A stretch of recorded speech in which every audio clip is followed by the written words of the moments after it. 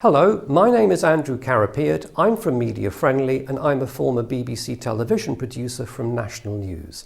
This is a presentation, it's called The Secrets of Media Training. One of the issues is that if you haven't ever worked with the media before, there is a fear factor. I'm here to tell you, don't be scared. It's very straightforward. There are only two reasons why you should ever engage with the likes of me, a journalist. Those two reasons are this. One is crisis, when something goes wrong and the media come to you and you have to react to the media. The other reason is success. When you've done something right, it's a new product, it's a new launch, it's a new initiative, and you are being proactive. The media won't automatically come to you, but you actually go to them. So there are two completely separate techniques for doing these two completely different kinds of media interviews. Let me start with the nicer one first, the success. So if you're in success message mode, if you're being proactive, the technique is very simple. It's as easy as A, B, C. The first part of the A is answer the question. Now, you may have noticed it's not what the politicians do. And the public don't trust them anymore. So I don't think they're doing it right. Don't copy them. Just because you see politicians being interviewed on the television day in, day out, doesn't mean to say they're getting it right. The MP scandal, but even before the MP's expenses scandal, the public were not voting at general elections in the same numbers as they've done in the past. So I think what the politicians do wrong is they ignore the question and just shout and just say what they want to say. So the public are not silly. They can see through that. The best thing about you is you are not politicians. You are real people trying to do some good work. So the public will instinctively trust you. The first thing I want to say to you is you answer the question. However, if you only answer a journalist's question and do nothing else, that doesn't work either. And I'll tell you for why. Because what you are then doing is you are following the journalist's agenda. Now, if you follow a journalist's agenda, the story in tomorrow's paper is not what you want to see, it's what the journalist writes. It's what the editor of the newspaper wants to see. And your interview will simply be like slotting in the last two pieces in a 1,000-piece jigsaw puzzle. So you won't have changed anything. So you have to be assertive with a small a and try and take control with a small c of any media interview in which you participate. That's why you need steps B and C. So step B is a bridge. A bridge is simply a link to get you from the A bit to the C bit, and the C stands for communicate. So what do I want you to communicate? Well, I would like you to have done a bit of preparation first. So what you need is you need three key messages. Three key messages which have the wow factor, which are interesting, which are significant, which are newsworthy. I don't want to hear jargon or public sector speak. I've been on so many interviews where we keep hearing the same key messages like it's all about partnership working, it's all about service delivery, it's all about stakeholder involvement, it's all about sustainability. The public switches off, it doesn't engage them. Let me give you an example of three really good key messages I heard fairly recently, a couple of years ago.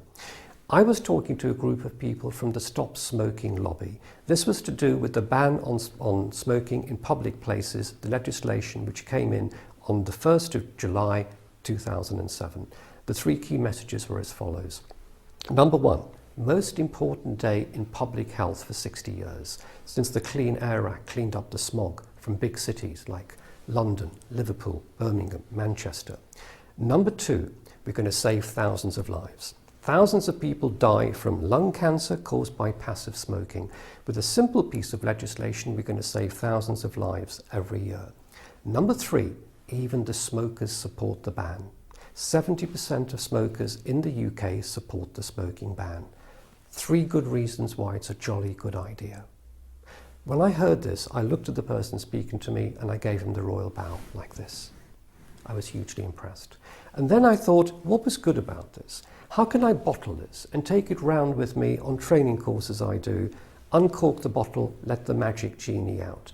And I thought of two tests to apply to your key messages. The same two tests I used to apply to your press releases when I used to receive them, and I used to bin 90% of them, unfortunately, because they weren't newsworthy. The first key test for me for a key message is what I call the so what test. The so what test does what it says on the tin. So let's look at the first couple of messages. Most important day in public health for 60 years, tick. Yes, that's certainly part of the so what test. Saving thousands of lives every year, arguably even more important, so a second tick. The third message is very interesting. 70% of smokers support the smoking ban. It surprised me. I wasn't expecting that. I would have thought 70% of smokers would not support the smoking ban. The reason they do is because at any one moment in time, 70% of smokers want to give up, but they can't because they're hooked on a very addictive drug called nicotine, which is as addictive as a Class A drug, as heroin. So the third message surprised me. So I think in addition to passing the so what test, occasionally you've got to try and surprise me in one of your key messages. Tell the journalists something they haven't heard before, and I promise you they'll be very interested. So the three key messages have to have the wow factor. So you answer my question, you bridge, you communicate one, not all three, one of your key messages in every answer you give, regardless of the question being asked. So you drip feed these three key messages into a 3-minute interview. If possible, repeat the first one a couple of times for emphasis, so the journalist actually remembers that. So this ABC is one technique. Another technique is when you're in crisis. And by crisis, I mean a very serious crisis. So for example, if 3 people die in your local hospital from the superbug, from MRSA, basically the media blames the hospital because the perceived wisdom is that it's your fault. Because if you keep your wards clean, you don't get MRSA. Now we all know it's not quite as simple as that, but that's why it's a very tricky crisis interview. So my formula for dealing with these kind of crisis interviews is very straightforward. The 3 R's: regret, reason, remedy. It does what it says on the tin. Let me show you how to answer the question. If a journalist says to the medical director of your local hospital the next day after this incident has happened, after 3 people have died from MRSA, how could this possibly happen? Surely you've been negligent. Why haven't you resigned yet? This is what you should say. You don't simply answer the question by saying, this is what happened. You take a step back. You express regret. You may want to say, can I first of all say that everybody in our hospital, in our team, is devastated at what's happened. The first thing I want to do is to convey our sincere condolences to the families of 3 people who have died under our care, under our watch in our hospital last night. So that's the regret bit. Then you go to the second bit, the reason or explanation, and you may want to say, now let me answer your question. Let me give you the facts. You said some very strong things.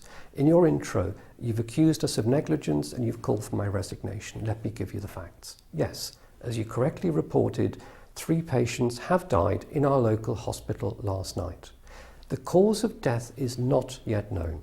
I repeat, not yet known. So you've jumped the gun, you've jumped to a conclusion. So what we've done, and this is the third R, is we've launched an investigation, the remedy, to try and find out what actually happened. Not just us. The Health and Safety Executive, who are an outside independent body, they have also launched an investigation. So as we are speaking, there are not 1, but 2 investigations underway. You might want to add something else as far as the remedy is concerned. You might want to also say, what we've also done is we've isolated the ward. We don't know what the problem is at this stage. We do know where the problem is. So that's what we've done. Let me also address this issue about MRSA, since you brought it up. The facts are these. 4 out of 5 cases of MRSA are brought into hospitals from outside, sometimes by visitors who don't wash their hands properly, and in some cases by the patients themselves. So what we've done, purely as a short-term measure, purely to reassure our patients and reassure the public, I've set a limit on the number of visitors per patient to 2 for a very short period of weeks until we find out what's happened. Finally, on our website, on ourhospital.nhs.uk, every 24 hours we will update you as to how each of these 2 investigations are proceeding, because we want to be open with the public. We want to be open with everyone as to what we're doing. So it's regret, it's reason, it's remedy, and that equals a 4th R, reassurance. The whole point of this is to reassure the public, to reassure everyone who wants to visit your hospital. I've been Andrew Carapiet from Media Friendly. Thank you very much for listening to me.